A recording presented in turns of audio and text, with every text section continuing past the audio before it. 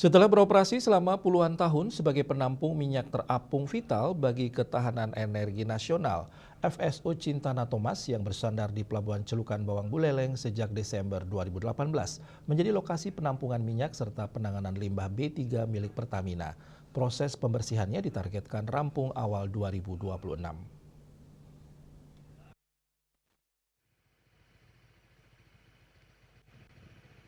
VSO Cintana Thomas yang dibuat pada 1972 menjadi kapal penampung bahan bakar minyak BBM dengan kapasitas lebih dari 1 juta barel.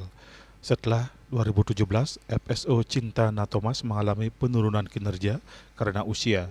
Berbagai upaya pemulihan dilakukan agar Cintana Thomas bisa beroperasi maksimal kembali. Hasilnya, FSO Cintana Thomas sempat kembali beroperasi selama 6 bulan. Chandra Sunario, manajer HSSE Operation Zona 11 menyatakan dari hasil asesmen mengharuskan FSO Cintana Thomas pensiun dan pada 2018 seizin negara dalam hal ini SKK Migas, KSOP Celukan Bawang dan PT Pelindo untuk pemindahan labuh FSO Cintana Thomas menuju Pelabuhan Celukan Bawang hingga kini.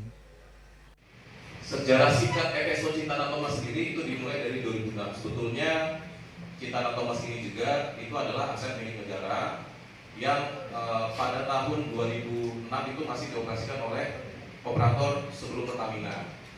Tapi pada saat beralih ke Pertamina, otomatis lapangan kerja wilayah kerja ya Bapak Ibu ya, wilayah kerja dikembalikan ke Pertamina, ke negara. Pertamina yang diminta untuk mengoperasikan, aset-asetnya ikut gitu, termasuk si Cintana Thomas ini.